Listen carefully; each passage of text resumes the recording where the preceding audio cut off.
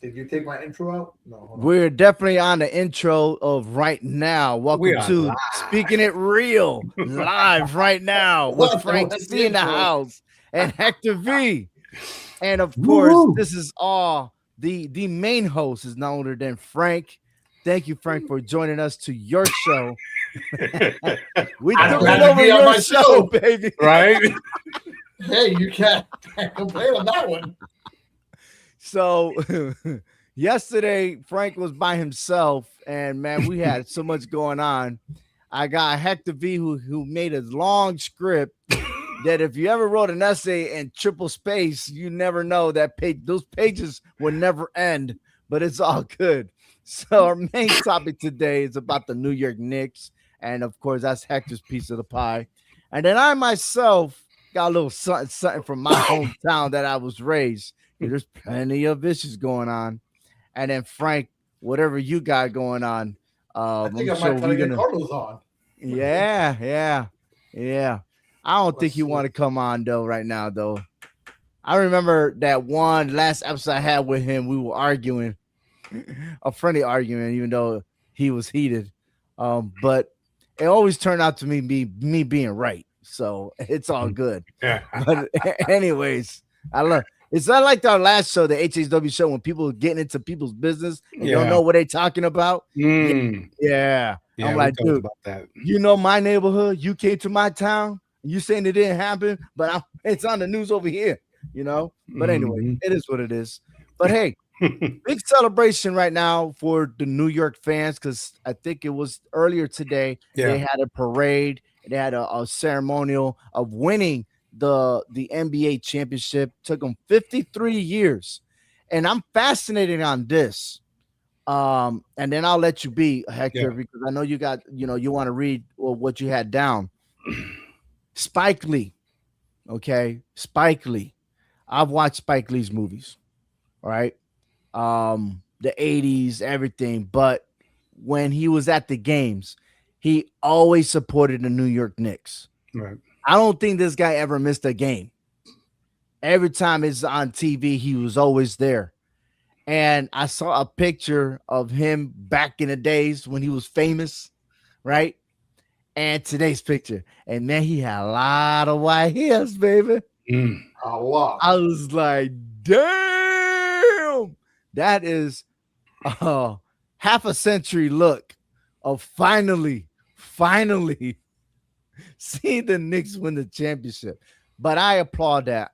I have, and I'll say my comments for last. I agree and disagree of how everything fell through, but I am happy that the Knicks won because it reminded me of the Boston Red Sox of the MLB. But Hector, go ahead, take it away. Look, I'm just excited, and that's why I wanted to come up with something.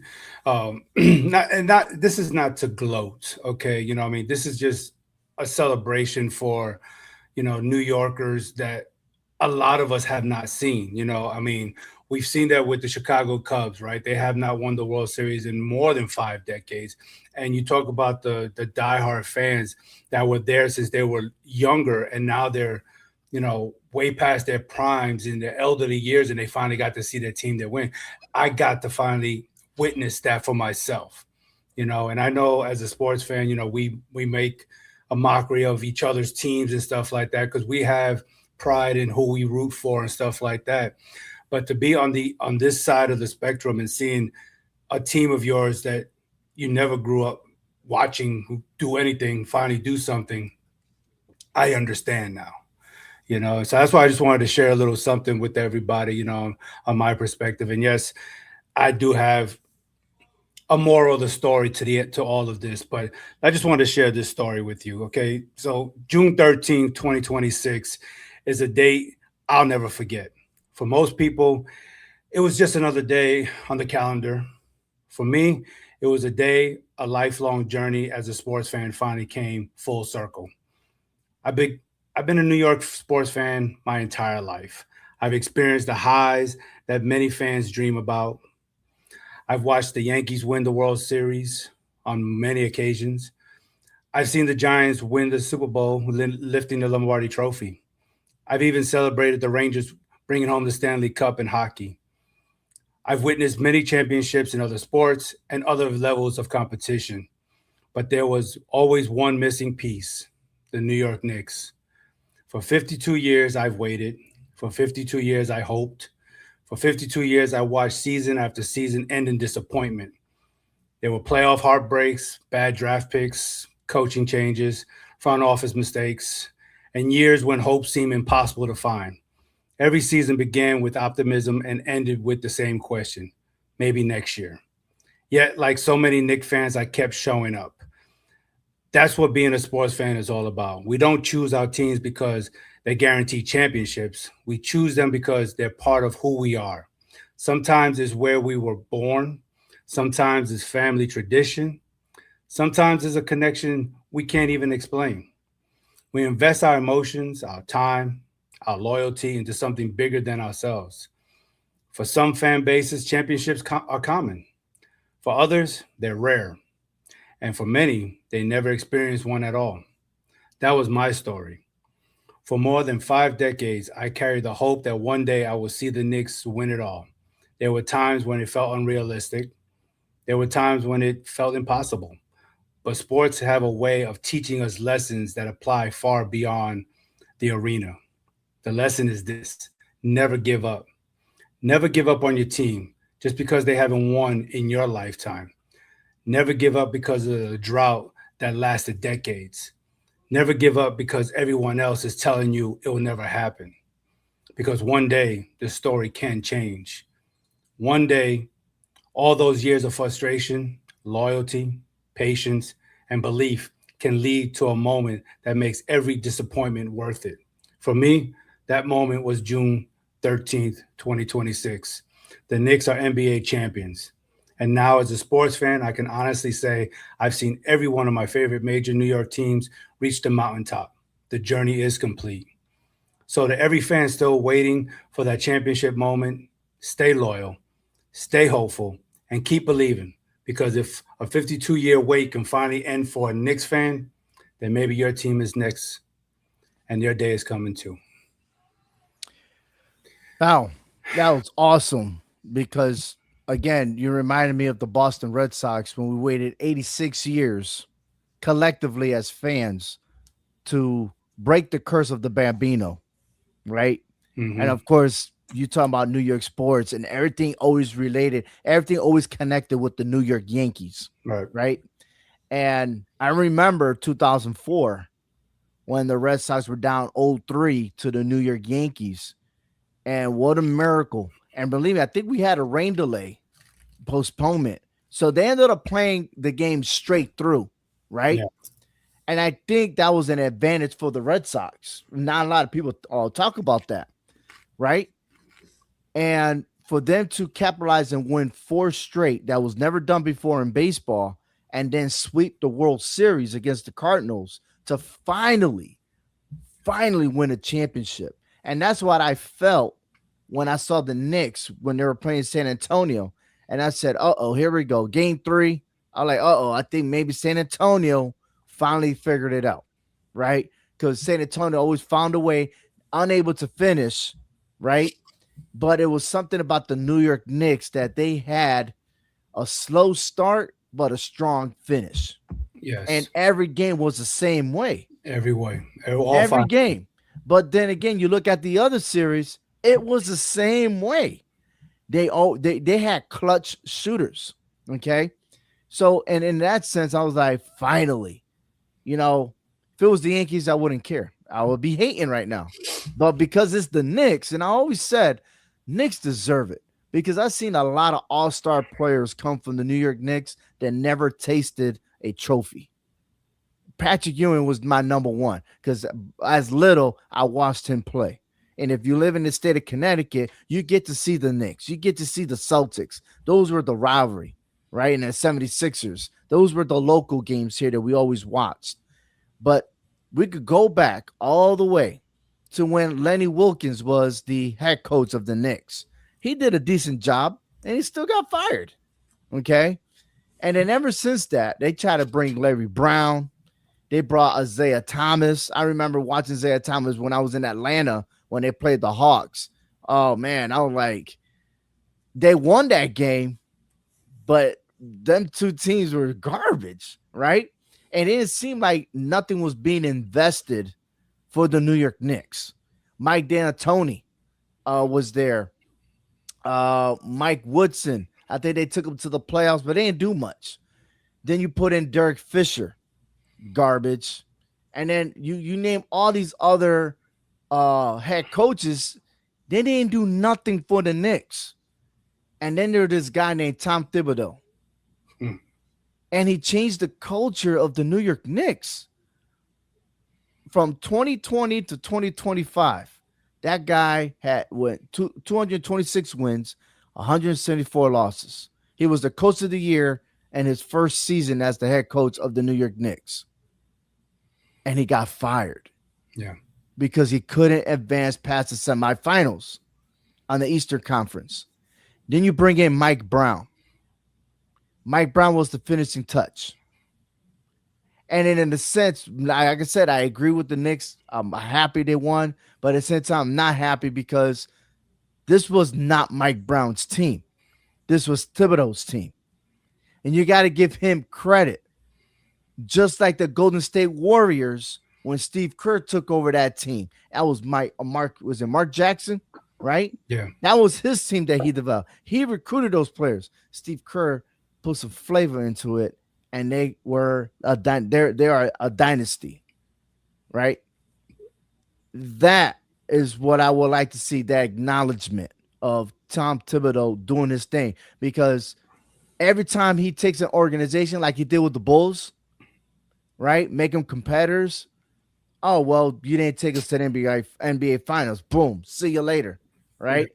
I'm like, damn, how many times is Tom Thibodeau going to get smacked in the face? Mm-hmm. All right. But maybe he doesn't have that finishing touch. I mean, it happens. Right. I mean, in NFL, the same thing happened to the Tampa Bay Buccaneers.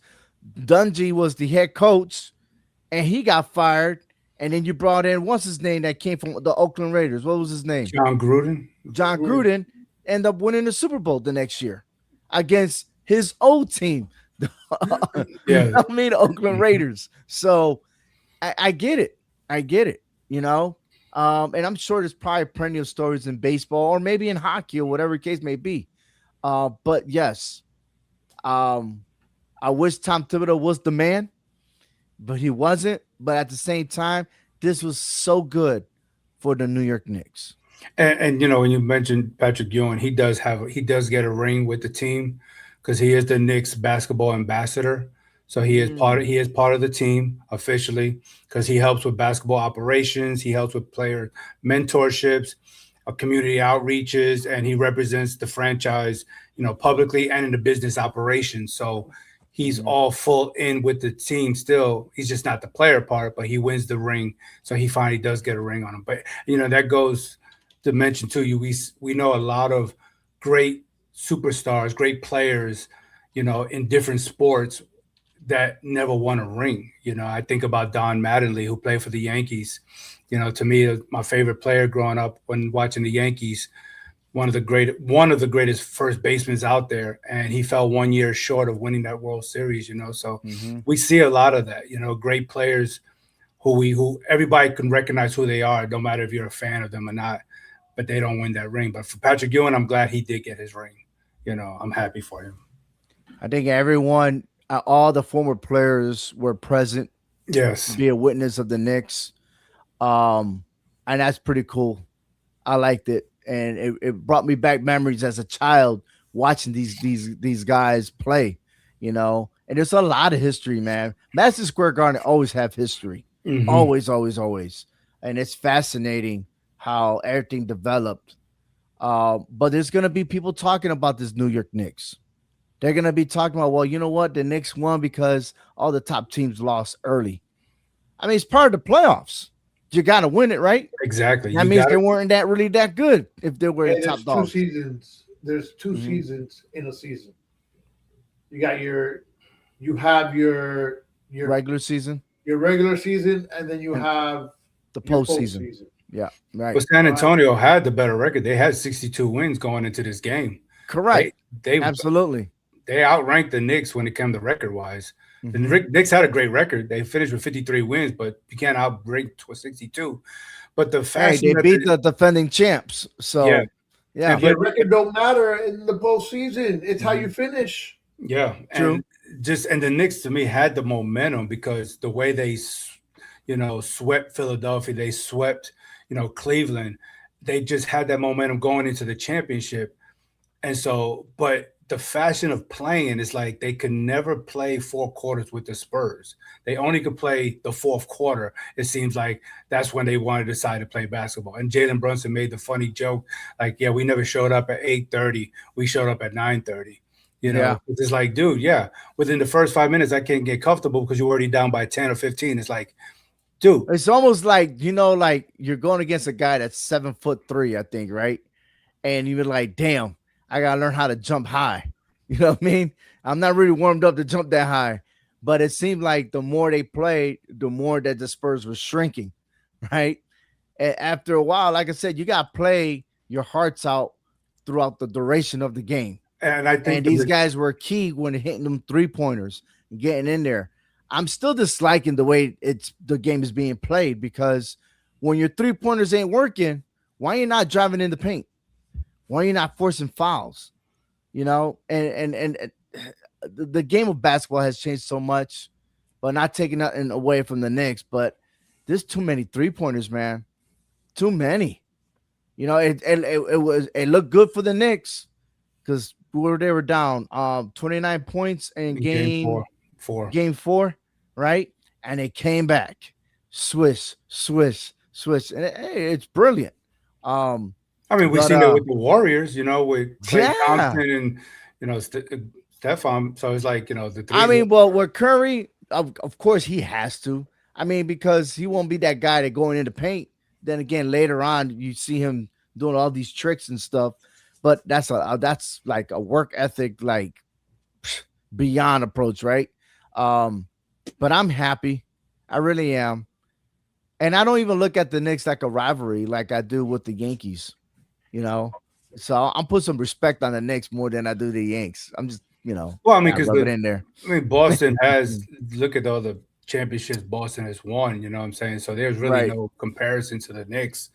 But yeah, I mean, and even when they played in the regular season back in the 80s, when you got McHale and you got Bird and all that, they still dominated the Knicks. Yeah, it wasn't until the Knicks of the 90s when they can get past the Bulls. Once you get past the Bulls, then you're okay. You can take everybody down. But the Knicks went twice to the finals, right? 94, 99. Right. They lost to the Lakers. No, the Houston in 94. And San Antonio in 99. Ah, got it. Yep. Redemption. Right. Huh? Yeah. Redemption. Well, not really. I mean, there's different players though. But it was a flip though. I mean, they beat us in 5. We beat them in 5. Yeah. We only won game 3 in 99. They only won game 3 this year. So it was kind of like a turn of events there. Yeah. But I don't think this has ever happened to where a team like San Antonio, if they would have just had the maturity of closing the games, they would have swept us. They just need key players. And if they could do it in the offseason, expect San Antonio to go back to the finals. But they're not picking them though. That's the thing. They're not even considering the Spurs.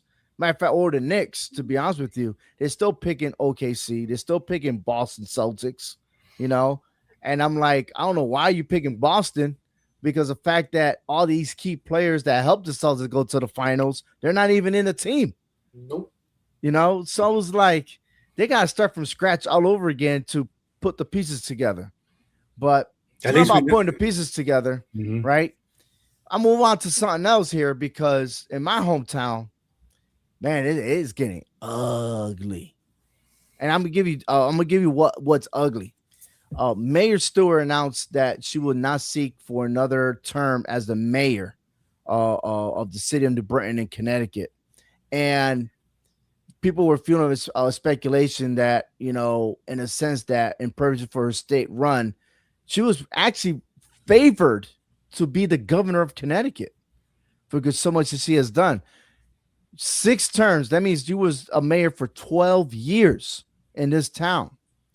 And She formed a committee to evaluate her run for the governor in January 2025. And then in November 2025, she went ahead and launched her campaign to run for governor. However, early this year, once the new mayor, which his name is Bobby Sanchez, the Democrat, when he took over, man, they were finding out some stuff, bro. So Aaron Stewart campaign aggressively had issues with taxes, energy costs, affordability, and government accountability. Many political observers consider her a leading contender. It was about to be endorsed, but the turning point was this. Reports emerged that Aaron Stewart had improperly used city-issued purchasing card during her time as mayor. She had a city card and was using it for things that had nothing to do with the city. Right. You remember in the Army? Well, I know I had a government credit card. And using that government credit card was only for travel expenses for point A to point B and back. Whatever the mission was, that's what you had to use it for, right? And then you get reimbursed, right? And then you got to go through the process of filing everything and submit the paperwork. And then it got down yonders for them to actually pay everything, right? But could you imagine, and let me see if you guys remember, that if you would use that government credit card for something else, what do you think would have happened? Article 15? Yeah. And if you were a senior, you'd be kicked out. Yeah. Dishonorable. Yeah. Because you're committing what's that word? What's that crime? When you commit and you spend not fraud, the other one, felony. It's a felony. An extensive amount of money, it creates a felony, right? So, anyways, the city commission investigated claimed approximately $200,000 in spending was either personal, political, insufficient documented. Allegations include spending on clothing, club memberships, private events, meals, and other non-city purposes. That is crazy. Yeah. The city of New Britain released a detailed report outlining the allegations. Now, while this was going on, she was on the mic saying this is all a witchcraft because I'm running for governor and stuff like that. So, anyhow, the FBI, locals, even the attorney general, state attorney general, are now putting their 5 cents in and investigating everything that Aaron Stewart has done. And in the result, she had to suspend her campaign. And it's sad because now it's almost like the rise and fall of this politician, which she gained fame. She actually went to the White House to meet President Trump during his first term. And she always had ways of doing things. And she made some improvements. She made the city look great. It's beautiful, right? Supportive, even though all the things were, in play. People always hating each other. Mm-hmm. And that's what this world is today now in politics. It doesn't matter if you're Republican, Democrats got something to say about Republicans. Republicans got something to say to Democrats. No one ever sees things eye to eye. But it seems like now everybody has Trumpism. I know no one's ever said that word before. Trumpism. Everyone's always hating. They're hating. No respect whatsoever. Now, granted, you found evidence and everything else. And if she's guilty, then she got to pay it back. I mean, there's consequences for those actions, right? And so, anyhow, it's sad for the mayor, Aaron Stewart, to be put in this position. Well, she put herself in this position. That's right? exactly what I was going to say. And don't hide from it. You know what you did, confront it. Own up to it. Because now she deleted her social media pages. Everything's being shut down, and then at the same time, when you look at social media, there's a lot of bad juju. AI pictures, unimaginable. I mean, Hector, you're a queen. You're the king of AI pictures when we do our championships on the HHW show, or you're mocking Frank or myself. but there's a lot of mockery to that mayor or Oh, that you're former right. mayor, Yeah. man. Mhm. Frank, you had something. I'm sorry. Go ahead. Dude, let's play devil's advocate here, right? Let's say that she Mhm. used the card for clothing she needed for a political event. It's not as wouldn't that make any difference? What about diapers? Maybe she was giving those to charity Nope. as part of the mayor. Who knows? Nope. Didn't happen. She had two. I think she has two kids now during her time as a mayor. She got married during her time as a mayor. Or that she's completely screwed. I Did, know. You did, know, did you Go ahead. no did you mention anything about her the tuition reimbursement? I don't know if you mentioned Oh, so yeah, she it. spent Right. that same money she spent on her education. She got her master's degree. all thanks to the government. No, thanks to the city of New Britain.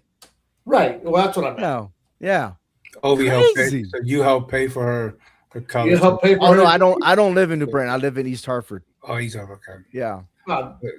Then you're good. So the people you bring got screwed. They pay for her education, diapers, clothing. And then So watch now- this. Here's another thing. While all that is happening, the Board of Education are getting together with the superintendent. They come up with the cost of deficit to the Mhm. education. Okay. Now I don't know the exact numbers, but they were complaining that if we don't fix this, they're gonna have to close down the school. Our teachers are gonna get fired instead to get the pink slip and everything else. I was like, damn, maybe all that spending that she did could have gone to the education. No, I don't think that would happen that way. I mean, I think that, and maybe I'm wrong. I don't know much about where you live and how the education standards are over there, but I can tell you that like out here, we're closing 6 schools because they're underachieving. Mhm. So that might be the case over there too, though. If your schools are underachieving over there, why keep them open? Well, let's talk about achieving because it goes in many directions, right? Let's look at the education part because teachers can only do so much as teachers. And what I'm saying is, yeah, we teach them how to read, we teach them how to do math, we'll do small groups or one-on-one, but now is the point where behaviors get in the way. And I know I don't know about your area, but there's studies show that we are a teacher shortage across the nation. Mm-hmm. But why is that though? Well, I can tell you that out here, it has to do with pay. Teachers out here do not get paid.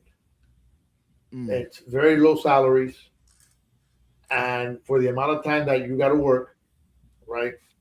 And then you're off for what, 3 months out of the year, pretty much in the summer. Mm-hmm. So, and it's enough that you have everything that has gone bloop, up, all right, but your salaries. Mm-hmm. So you're still making the same amount of money, but you're spending twice as much. So when that happens, guess what? The teachers can't afford it.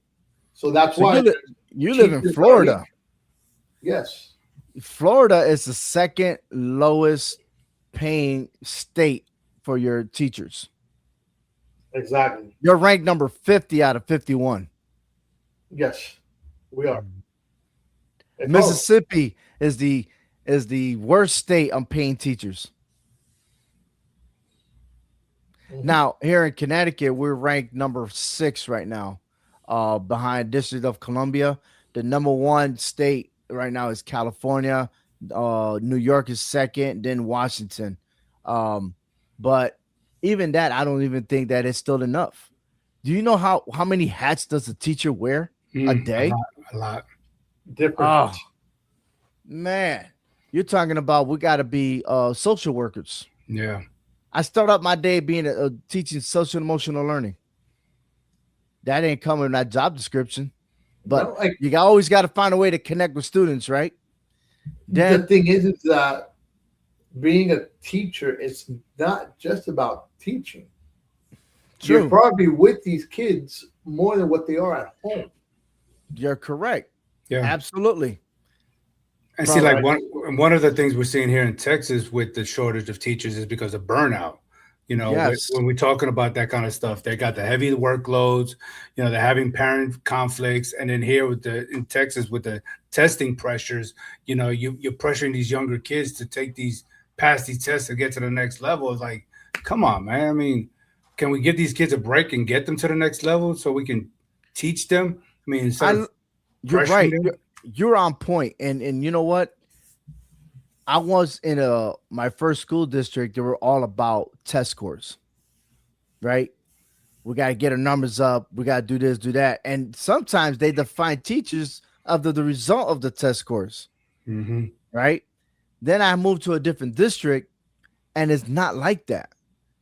They only care about, hey, how much growth did that student grow between grades 3, 4, or 5, or past that? How much growth had to happen, right? Because studies show sometimes there's some students they're not test takers.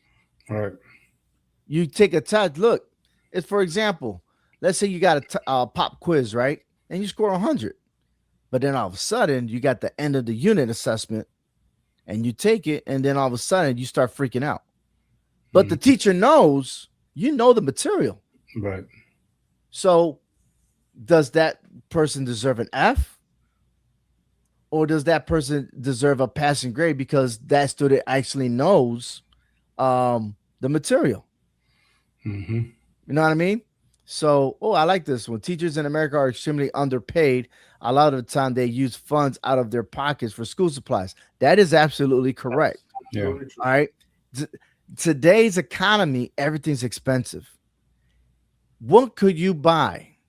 Let's say you got and if you could comment back what I'm about to ask, okay? You have 20 students here, Frank, in your classroom, and they only give you $250 to spend. They're supposed to last for a whole school year. What would you buy? What would you get? There's not a lot you can get. But this is and it's funny because I wasn't really like understanding it when my son first started school. Mm-hmm. And we're talking about, I mean, he's going to be a senior in high school. So what, 12, 13 years ago, right? Mm-hmm. Where you had the teachers that were asking for money. Mm. You know, they were saying, hey, can you guys donate materials? Can you do a cash donation? So we're able to buy this, that, and the other. At first, I'm like, dude, what the hell am I going to do this for? You know what? You're getting paid to teach. I mean, that was my mentality. It was like, you're getting paid to teach. Why do I have to go out and spend money in a public school? Mm-hmm. Right?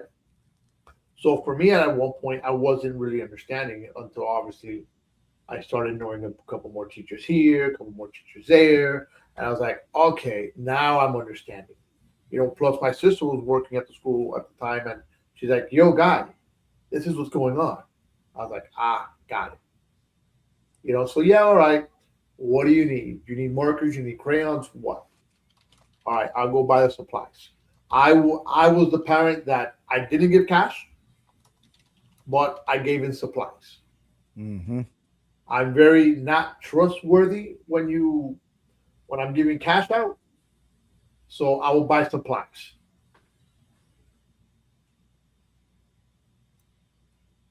But it's one of those where, unfortunately, teachers are completely underpaid. And the education system in the public sector, I'm not going to say it's horrible, but it's not the best either. Right. And I think that's why here in Texas, because Texas is homeschool friendly. A lot of parents are doing homeschooling here in Texas because of that. Yeah. So but that's also scary too about homeschool because there is not in Connecticut, there's not accountability. And I know they're trying to pass a law that all students, regardless where you at, are being accountable. And a situation arose over a year ago, if I'm not mistaken. I could be wrong. Um, there was a 12-year-old that got killed. Her name was Mimi, and eventually it was in my hometown in New Britain where they found a body, and she was decomposed already. Okay, and the mom, the boyfriend, and the aunt got arrested. Okay, and long story short, the mom took her child out of the school system and said, "Oh, she's gonna be homeschooled," but yet she was locked up in the basement. Okay, where's the accountability on that? None. Right? How does a child get equal education? But we preach about diversity, equality, and inclusion. But what about them that go to homeschool? Hmm. Where's the accountability there? And I wrote to my state representative. I wrote my thoughts about it. Holding parents, what you call it, accountable. Me as a teacher, I had to go through a process to become a teacher. Why can't parents go through the process the same way? Yeah. Why do they got to be lenient? How do I Well, know that they know how to teach? Right. Yeah. I know here there's a process. What it is, I don't know, but I do know that there is a Mhm. process. But now I will tell you this much. I will tell you this much. If we're looking at homeschools, right? Mhm. If you're gonna homeschool your child, I think it's up to the school or the principal to say, okay, this child's supposed to be coming to my school, but he's gonna be homeschooled because I'm sure they get that type of report, correct? I'm assume so. I don't know. Okay, so But then not that here in Texas. principal, I think, I mean, I'm assuming, I don't know, but Right. if it doesn't happen, I think that principal needs to be the one or someone in that school district to go to the homes and make sure that, hey, these kids are getting homeschooled correctly. I mean, Okay, that's not. watch this though. But how if the kid is not enrolled in the school, then why go to their homes if they don't belong there? They're not assigned to a school. You see what I'm Well, saying? and then That should be a different agency. Go ahead, how, Hector. how does that kid, when they're 18 or 19, try to get a job and the job requires you to have a high school diploma and you don't have But one 'cause you were homeschooled, but no, but the state don't have no record of you even being homeschooled. no, the state has to have record of you being homeschooled. Hmm. You have to Yeah. register for homeschool. Well, not in the state of Texas, you don't. You don't have to register with the state. So Not that in means Texas. that if I wanted right now, I could go ahead and grab a child or have a child. I could go live in Texas and I could say he's homeschooled and there's no record of it. Yep, you don't need no teacher certification. You don't need no attendance reports. You don't need a registration with the state. Nothing. Yeah, that's what I'm trying to get at. It's like, I mean, how do you show proof that you completed school with no diploma if you're homeschooled? Well, you're supposed to take some type of exam though. So what I'm gathering here in the state of Connecticut is they could complete a home education program. So Okay. Connecticut law allows parents to provide home instruction, right? They can still meet graduation requirements set by the parent. Unlike public schools, Connecticut does not require homeschoolers to follow state's exact credit requirements, but they still got to do like 4 years of English, math, science, social studies, and electives, right? But they could create a transcript. Now, how they create a transcript is beyond me. Mm. I'm still learning that process, right? But when people like say, "Oh, I could create a transcript," that means I could create and issue a diploma, right? But you're right. But then here comes the next question: is we will know if that student or that child is being educated because if you're trying to go to college, you got to take a test. Mhm. Now you can't do homeschooling for college. Right. So that's where the test comes But you from. still get I mean, out here you still get a regular diploma even if you're homeschooled. I mean, Right. the schools out here have it, somewhat controlled when you're homeschooled. You still have to, Mhm. at some point, go to a school and take your SATs. You still have to submit your grades. You still got to do a lot of things out here when you're homeschooled. I don't think now all colleges now do SATs. I'm not sure. I know don't know. I didn't have to take SATs when I went to college. Or what's the other one? GRE or something like that. Maybe because we were military, we pass all that stuff. Maybe. But now I know I here think in the state of Texas, I do know that if your child is already in a public school and you're going to withdraw them from the school, now you have to turn in a withdrawal letter, and mhm, the schools here in Texas do require a letter of assurance mhm, from that you're doing homeschooling. That I do know. right. But if you just not never went to a public school and you're being homeschooled, yeah, it's just I don't know. I agree with Sketchy here. He says we need to do better for our children and teachers. Absolutely. You know, um, I start the day. Go to work early at 8. By 8:30, students are coming in, and I'm saying this is all estimated time. By 3:30, they're out the door, right? So I'm already investing that time, and then um, even after school, sometimes you got to deal with parents. Maybe there was an issue, right? And then would you get full support from the parents? And you remember when we used to go to school, and if the teacher has to call home, you already know we in trouble. Mm-hmm. It's like you call home now, and it's the other way around. And it's like the kids don't have accountability. Yeah. So your child could cuss a storm, and the first thing to say is, "Well, what did you do?" Well, you mean what did I do? First of all, your child ain't paying attention in class. I'm teaching. He don't want to learn. Or your child ain't doing any work. Well, what did you do? It's not about what the teacher does. It's what you're going to do for your child in order to earn that education. Yeah, I could turn it around. What are you doing at the home? Or what are you Mm. not doing at the home for them to be treating me like the way they treated me in class? I agree exactly. with that. But there's always, I mean, look, and call me that parent, call me whatever you want. All right. You are that parent, huh? At times, yes. At times, no. I do know who my son is too. You do? Yes, I do know who my son is, and I know that my son could. Like, you know what? Look, I'll give you a perfect example. Jerry Springer. Right? No. You are not the boss. We're gonna play this one with football. Okay. All right. My son, that's loved to play football since he's been knee high. All right. He stopped playing for a while due to certain reasons. When he got into high school, he started playing again. All right. He played his freshman year, his sophomore year, great. His junior year of him going to go play. Somewhere down that line, he tells me, I'm off the team. And I found it very odd.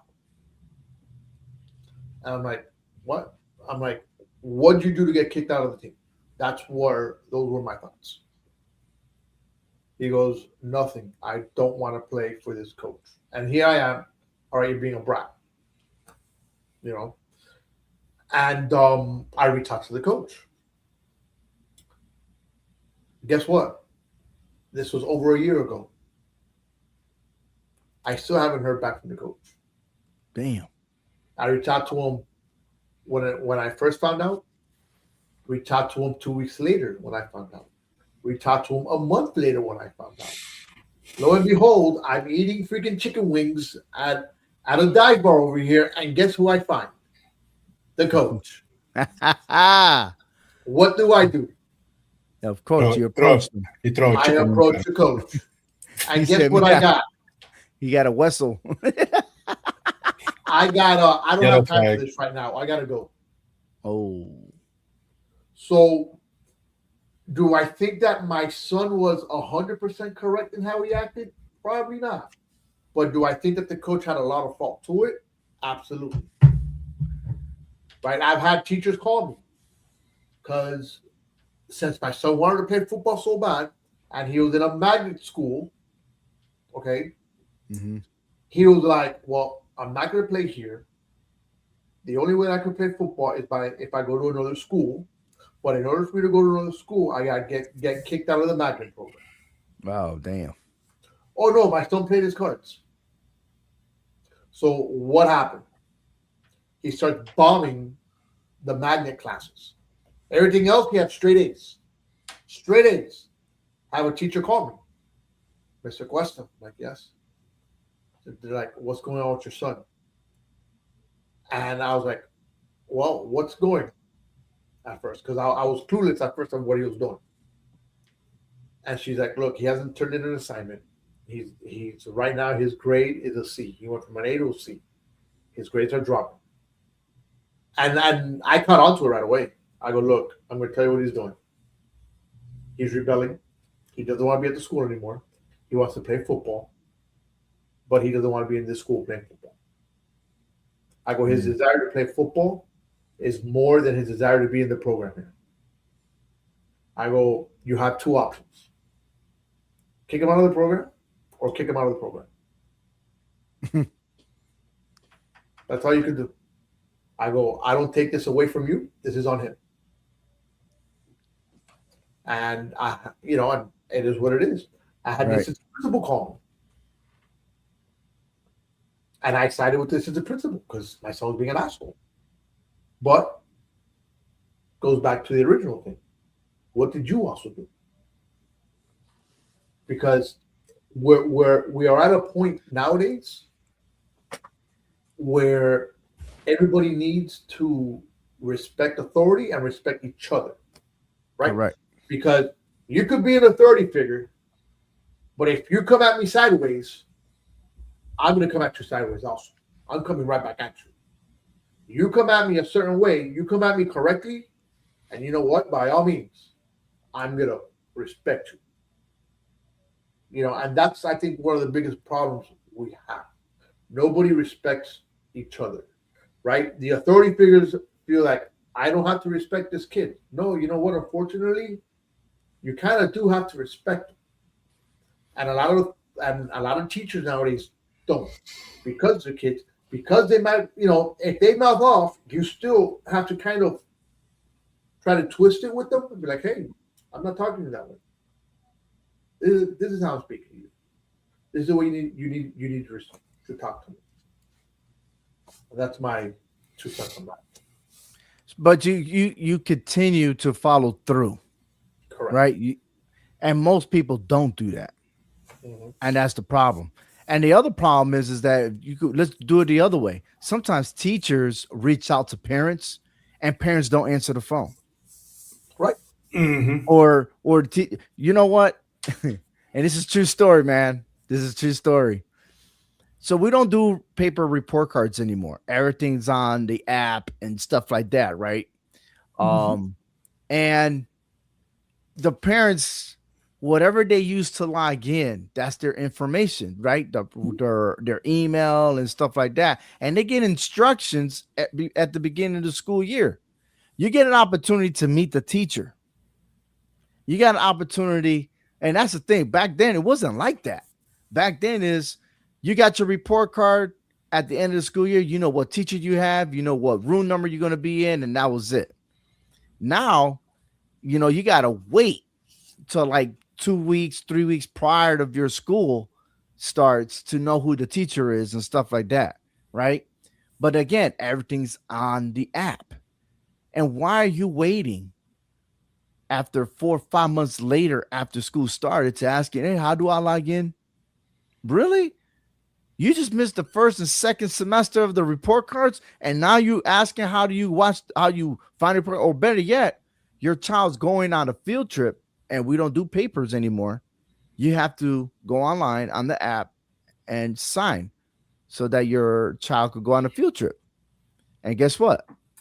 Some kids can't go because the parents don't even know how to log in, or they'd rather go on social media, Facebook, Twitter, TikTok. That's more preference than your child's education.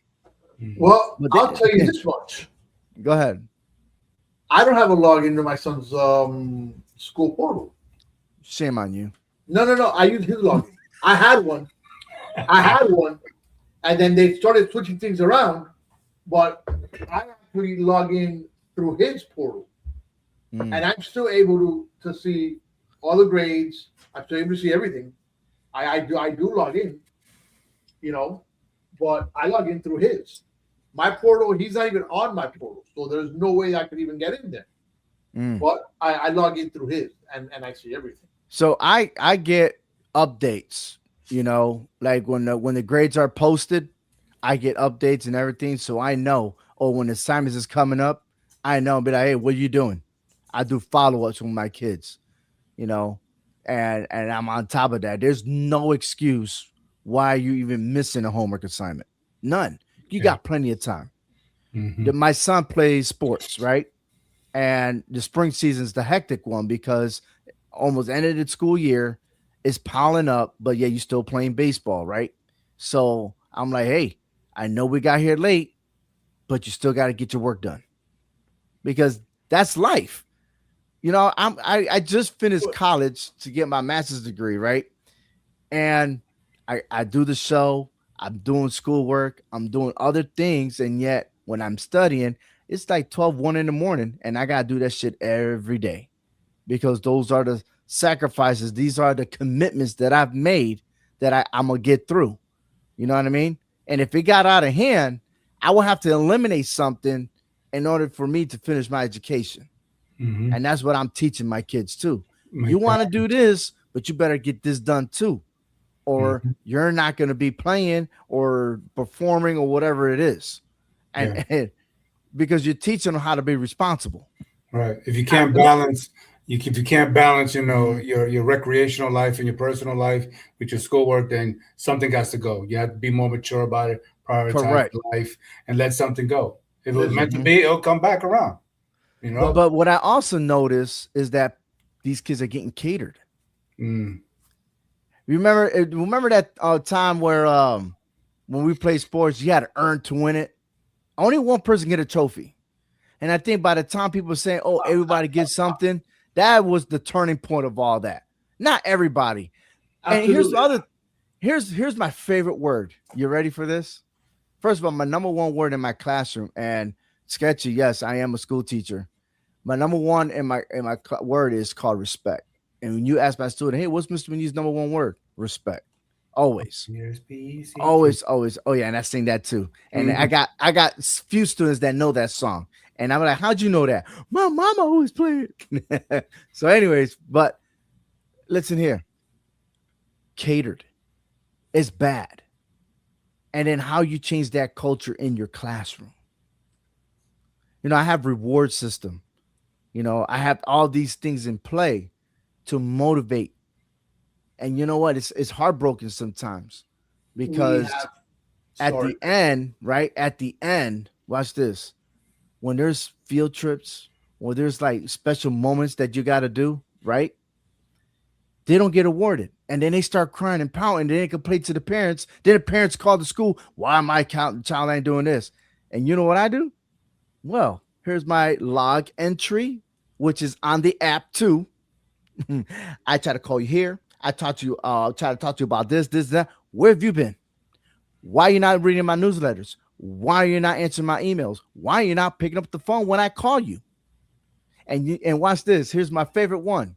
Sometimes we have to do an annual review on students that need special needs, right? And there's one particular time the parent has to be on there. So I call using the school phone. Nobody picked up. But in today's world, kids got cell phones. So I go, hey, you know what? Wait for me. I went to get the student. Hey, man, call your mama. And the kid was happy. Oh, I get to play with my phone. And I was like, oh, yeah, you get to play by dialing the number. And then you're going to give me your phone. But Dial the number. was it the The- right number? oh, Eight, six, yeah. It was the right number. 9. Because then all of a sudden it's like, hey, mom, hi, mijo, what you need? And I go, oh, hello, man. Hello, mom. Hey, by the way, you have a meeting right now. Got him. No hablo inglés. And you know what I do? Y yo también, yo sé todo lo que tú estás diciendo, right? This is the thing. We have hit a point. We hit a point in this world Uh-huh. where whereas everybody's a winner. Hmm. You Okay? are though. Everybody is a No, winner though. no, you're not.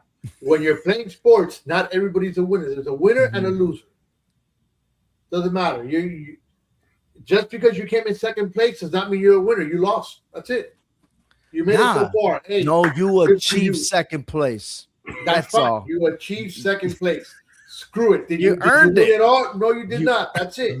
You don't deserve a trophy. You don't deserve a ring. You don't deserve nothing extra unless Okay. you win it all. Okay, Frank, we're going to remember what you just said because we got this live. So when you say, well, I got that part right in a match, I don't want to say you don't get no credit for that. That's fine. I'm okay with that. You guys don't give me credit anyways. You're a So it loser, don't matter. man. hey, um, so Sketchy was saying something about and his comment was, I couldn't imagine being a teacher 2026 with how wild these kids are. It's not that bad. I'm gonna tell you that right now. And I'm gonna put that in perspective. I know people are gonna say, oh, the behaviors is that it's not bad. And I'm gonna tell you why. If you know how to connect with the student, you're gonna have a good year. The time that you give up on the student, then the chaos is gonna happen. All right. And there are phases, and here are my phases. And it's almost like a relationship, to be honest with you. At the very beginning, everybody are angels. The first month, they're all angels. They're trying to get to know you in many ways, but you are trying to get to know the students. I need to learn how they learn. I need to know how they communicate. There's a lot of pieces I got to put together. And I tell the parents, school starts in August, but I will not get to know your child till January. And they look at me crazy. You know, like, look, you know your kids every single day. I don't.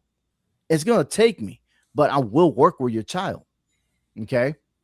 But again, when things happen at home, things at home come to my classroom. How do I maintain my connection with those kids? Is it always groovy? Absolutely not.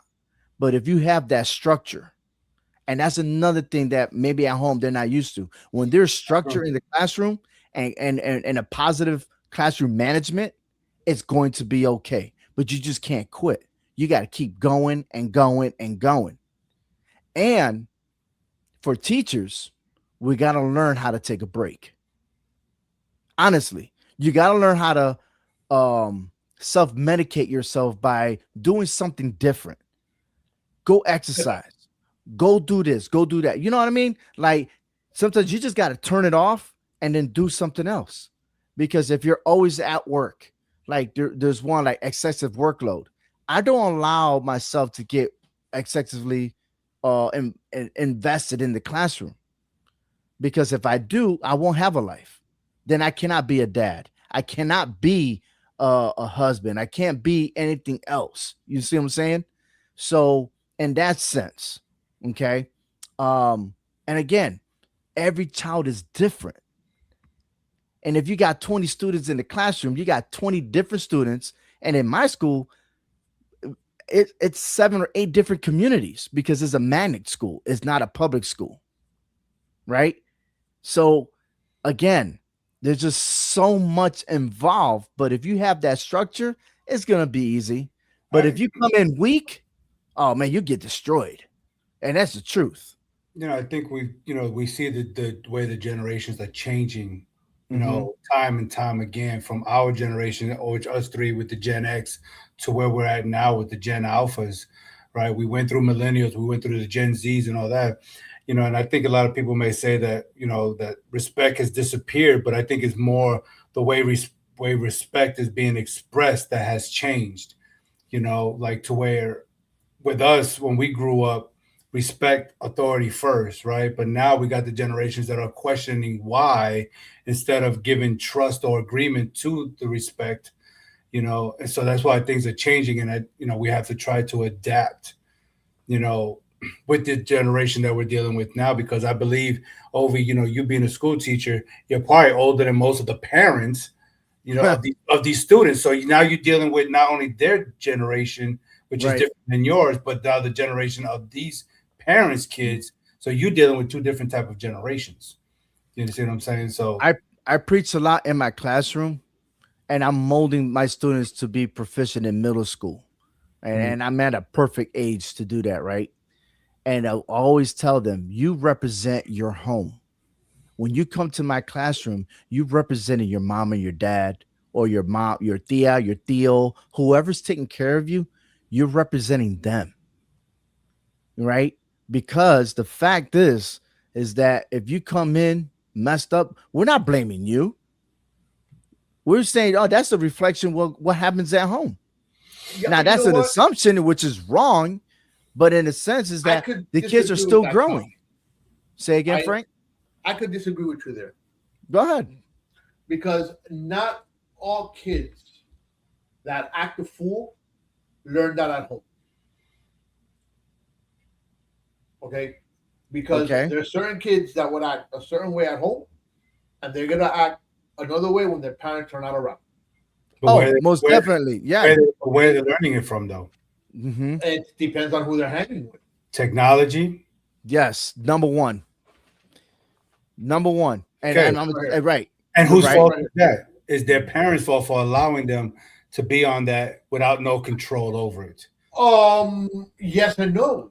Yes and no, because you know what? Look, it gets to a point with these kids where you can't be around them 24/7, right? You're not around them 24/7. Understandable. Okay. When stuff goes on in school, okay, you're not there. You're not, like I'll give you an example. Hector, what time do you start working? Just At out of 9. curiosity. At 9 in the morning. Yeah. All right. So your daughter started school at what time? 7:30, 9 o'clock, more or less, somewhere in between there. When they were in school, yeah, they're all When they're in out. school, right? Mm-hmm. Or let's, you know what? You're not a good example. Oh, what time you start teaching? No, Yeah, what like, there time you you go. start teaching? Like I said, I go into work at 8. We start around 9 Okay. o'clock ish, right? All right. So do And your you're going at kids? 3:25. Yeah. Okay. So do your kids go to the same school where you teach? No, Okay. So what time are you dropping them off in the morning? I don't. Okay. What time is your wife dropping them off in the morning? She doesn't. They take a bus. I have family members that drop them off at school. Okay. Yeah. At what time? Same time. Which is what time? I just told you, 8 o'clock, man. 8 o'clock. And they start at what time? 9. Right. Oh, yeah, depending. No, yeah. Okay. So there's an hour there before school that you are clueless on what they're doing Oh, I know what they're doing. and who they're hanging with. They're hanging Okay. out with my in-laws. Bro, you have it easy. You're not letting me prove my point. My point is simple. No, man. no. I get what you're saying. Watch this. And I'm gonna give you a true scenario. Ready? I know what you're saying because let's say it's scenario a parent drops off their kid at the bus stop, right? You ready for this? And again, and the magnet school is 7 different communities. Sometimes these kids travel 30, 40 minutes away to get to the school. All right. Right. What are they doing in that time? Guess what? Most of these kids have devices now. Mhm. So what are they watching on devices? Are the parents able to see from their phones what their child is doing? And I bet you 80% of the time they're not. You got it? Mhm. You see? So I understand. What are they watching? Why are they on YouTube? Why doing this? Now, no kids need cell phones, but I know there are other devices for GPS and stuff like that. Hold on. I do I agree got with something on kids having cell phones if they're traveling to a different town to go to school. Just that when they get to that school, they need to turn off that phone. And like in my school, they got to turn in their cell phones and they get locked up. And then they get it back when they go home. So That is what the hap- policy here. to me, what happens is here, Mm-hmm. cell phones. My son had a cell phone at 7 years old. My son had divorced parents from the time he was 7 years old. Mm-hmm. I was never in agreement with him having a phone at 7 years old. Yep. All right. But mom wanted to be that parent. Instead of calling me on my phone to see how he was doing, she will call him on his phone. What I did when he was with me, I grabbed the phone, I turned it off. No, you're gonna Word. call. right? But Mhm. he still had a phone at 7 years old, which was controlled by her. I had no access to that. You know, later on in life, maybe 8, 9 years later, he ends up with a phone on my plan. Okay, it is what it is. But Mhm. at that point, yeah, he's already older. You know what? There's nothing you can do about it. Can you Right. control it? Yes. Did I control his phone up to a certain point? Yes. When he acts up, I went like this on Apple, boop, and I locked it up. Only phone calls he can make was to me, his mom, his grandmother, his aunt, his uncles, and his Right. grandparents. I did not include the cousins. I didn't include anybody. No, I included only adults. But you know what happens? They learn all these little tricks that they can go around things. Because you can lock it so much, but they start learning little tricks. Touching the pagers, big pagers great again. Yeah, I got a story for that one. Watch this. You Go, ready? go for it. And we'll go back to what you were saying. Hold on. Can you imagine how technology, and again, growing up in the 80s, 90s, right? Everybody thought it was cool to get a pager, but the pager only worked when you have quarters because you got to find the closest A payphone. payphone, right? And then Correct. trying to Yes. dial, yo, what's up? Or sometimes you got codes, so you already know what the message is all about, right? And you're like, damn, why couldn't they come up with a cell phone first, then pagers? Well, I think they did have the cell phones because they had the bricks. Well, no, they had the Batmobile, the right. Bat They phone, had that brick phone. right?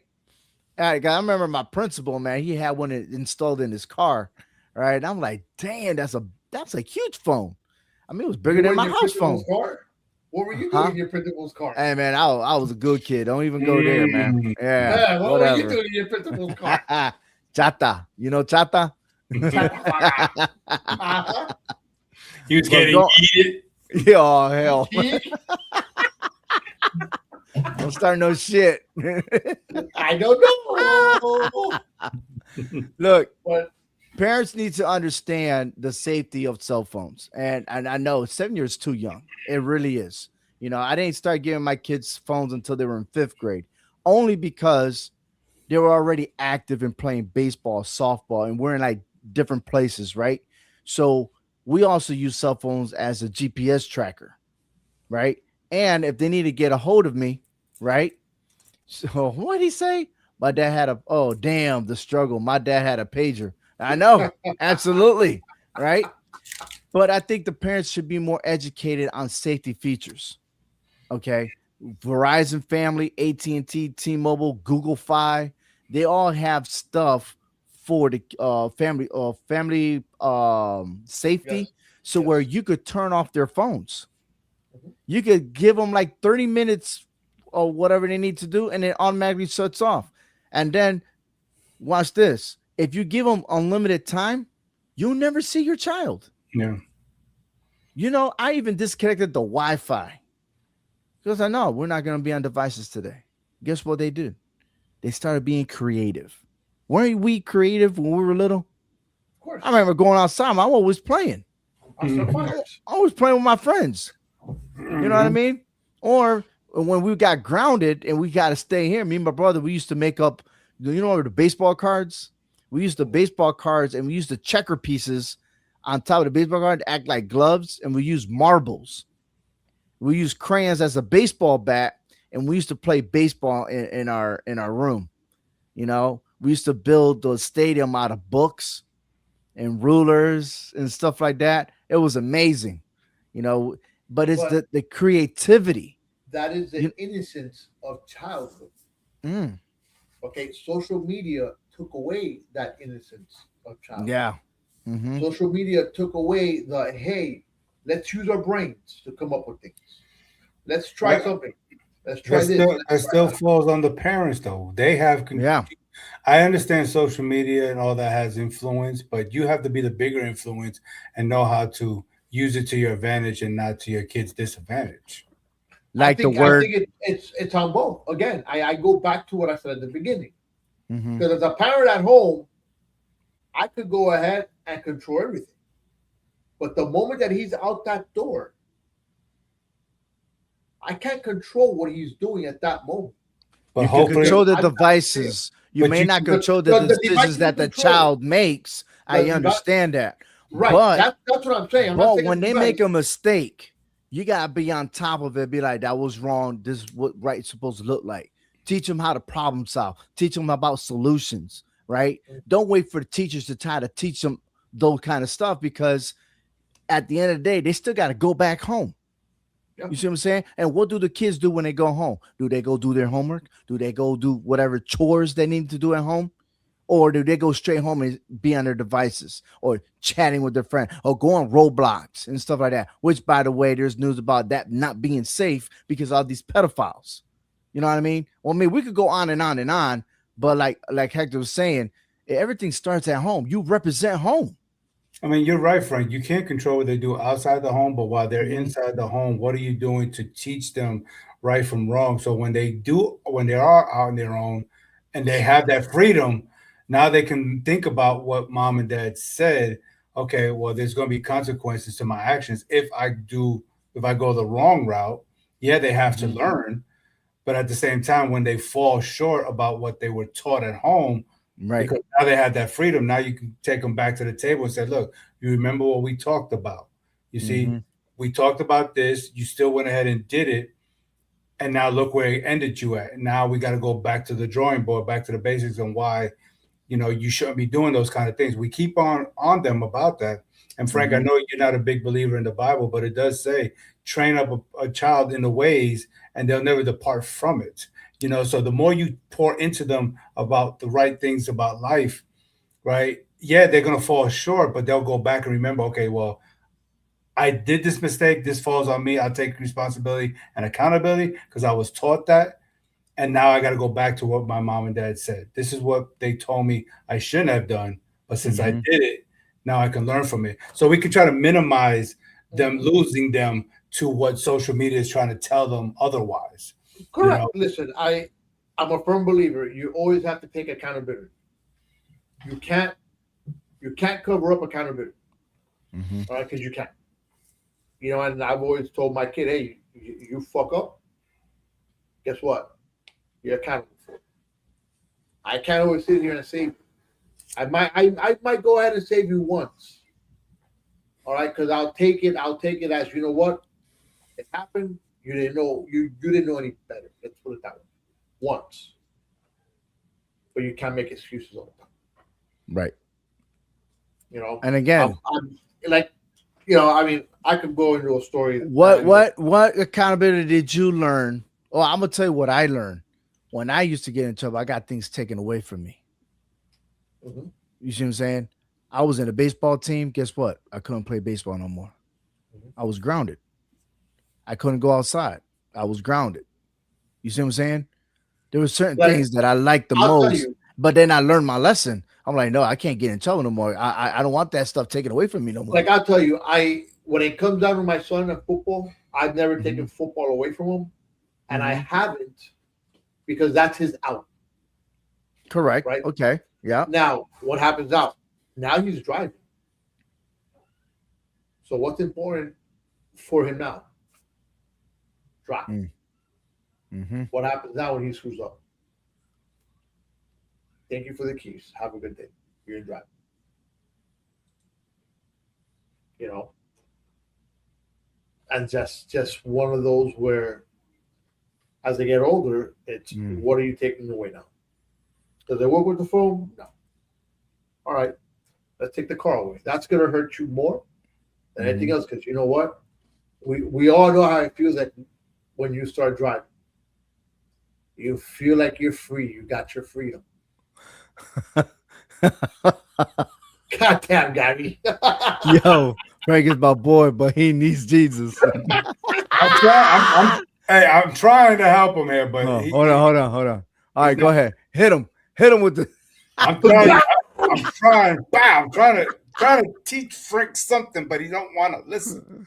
Oh God. Sketchy says, "Why?" Oh, or asks, "Why do you all think parents now are doing a worse job of raising their children compared to our parents and our parents' parents? Besides technology, what do you think are the main causes?" Well, let me just put it this way. I got my There's ass an whooped a lot. excuse for everything. Okay. I got my butt whipped. Now, my mom didn't abuse me, but when I needed it, I got it. And if I was in public, I still got it. Because if I was disrespect my mom at a store, I'm in trouble. I'm gonna get Yeah. dealt with. And nobody said nothing about it. And see, But nowadays they do. because why? I think it circles back to technology. Someone somewhere within social media technology is telling the kids that that's abuse. Listen. What we dealt with as punishment, No. someone is telling them that that's abuse. The problem is this: people don't stay in their lanes. All right, and I'm not sure if it was here in Florida or where it was, but I remember seeing in the news, a couple months ago. All right, there was a lady that was, like I say, beating the shit out of her kid, but she was disciplining her child. Let me tell you something. However I discipline my child, it's none of your goddamn concern. All right, if I smack my child, you're not his parent, right? Mm-hmm. But what happens? You have these two other individuals come out and tell this lady she's wrong, and they start fighting this lady or this parent. She turned around and shot him. Damn. Yeah, but now, again, who are you to come at me because of how I'm disciplining my child? Mm. I am allowed to hit my child with an open hand. Okay? I'm allowed to grab my child by the hair and remove him out of a situation. If I want to grab him by the shirt and remove him out of a situation for whatever sole reason, that is my child. Who in the hell are you to tell me how to discipline my child? Who died and made you king? Bottom line, you are nobody to step in to my disciplining of my child. I agree with you, Frank, but that's not what the world is seeing it now with these generations. They're telling them otherwise, and they're believing it. They're believing what the world is saying versus what they're learning at home. And I think that, going back to that question, I think we've lost the family structure. We don't have a lot of two-parent homes anymore, right? Right. So the structure there, where's the mentorship? The aunts, the uncles, the grandparents who are there to help raise these children the right way. We don't have it. We lost that somewhere down the way. So to furthermore about that question, because I think he asked was previous generations we emphasize on obedience, independence, figuring things out on yourself, right? Sometimes we had to figure things out. We weren't always giving answers, right? For example, your mom says, "Hey, be careful, the stove is hot. Don't touch it." What do? Touch it. What they say? Well, te lo dije. And then you know what I mean? Now you know it's hot. Don't touch it, right? Stuff like that.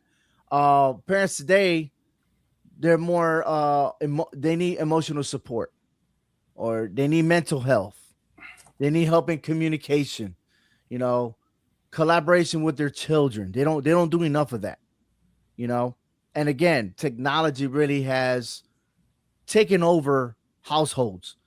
Have you been in a house with a group of people and everybody's on their cell phones? All the time. Yeah. Family gatherings, what they do. That's why chiropractors, if you are chiropractor certified, you're going to be a genius. Why? Because all the neck problems and back problems, they're going to come to you because their heads are always down. You know what I mean? And that's one thing that I always instill in my home, not only with my family, but everybody who comes to my home as guests, friends, family. If we're sitting at the dinner table, there's no cell phones. I don't care. Correct. There's no exceptions. I mean, my pastor can come to my home and visit, and if he's sitting at the dinner table, I'm respectfully telling him, in my household, there's no cell phones at the dinner table. If you need to take a call, you have to remove yourself from the table. But we don't do cell phones at the table. You see, so we got to be able to do that. See, the generations before us, they used to model respect before they taught it, and we've seen it growing up. Action speaks louder than words. we've gone away from that. We're letting technology teach us that now. Yeah. Teach our Yep. kids what respect. Hey, you talking about respect? It's like going back to my own home. You know, my kids are now teenagers now, and they sometimes slip. I'm like, whoa, who you talking to? I'm not your friend. Oh, this thing called, hey bro, who you talking to? Yes, I'll exactly. smack the living bro out of you pretty soon. You're gonna have proper vocabulary. You go address me every morning. You say bendición. That's our culture, right? You say good morning when somebody comes to visit in the house. What do? Stop what you're doing. Go over there, say hi, and then bye. You're just not gonna be stuck in your room and not acknowledge nobody. No. Or adult conversation. Kids should not be a part of an adult conversation.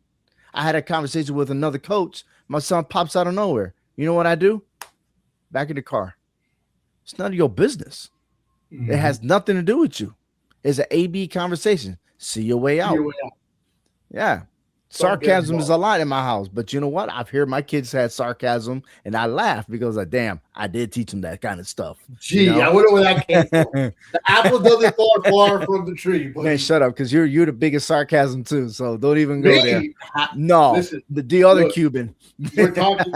Listen, my son, and it's crazy, right? People like I'm going to share this. My son calls me by my first name. Oh shit! Now, hold on a minute. Hold on. What's your first name? Frank. It's not Francisco. Frankfura. He either calls me Frank or he calls me Frankie. Majority of the time it's Frankie. But people a lot of times, bro, I get the same reaction you guys just gave. Like, oh, right? Now, what happens?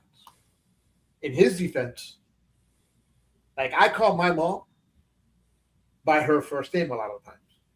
And that just started happening when I was a child, where I would say, Mom, Mom, Mom, Mom. She would ignore me. So you were that child. Okay. Okay. So that's what he's learned from me. And like I tell people, I'm like, listen, he knows who I am. He knows that I'm his dad. All right. At least that's what we have on paper. You know, and I'm okay with him calling me by my name. It doesn't bother me. I don't find it disrespectful. Why? Because that is what he's seen from me.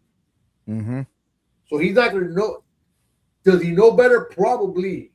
But he's not going to go ahead and chase it because you know what? Again, we lead by example. That I agree, Gab. That's why, Gabriel, I agree with you on that one. 10 plus. Well, what did he say? No, he knows you for over 10 years, and you're a realist. So, yes. Yeah. So, you know, in that aspect, when it comes down to him calling me Frankie, people look at me, they're like, well, I'm like, listen, this is the story, and this is why he learned that. Because I called my mom by her first name.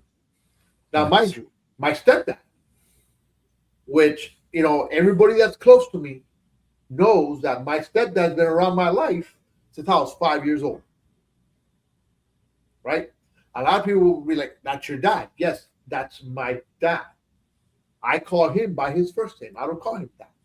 And that's a lot, and that is a lot of out of respect to my real dad. Not that my real dad was never around because he wasn't around. But I call him Renee. So my kids see me call my parents by their first name. See, I call him that.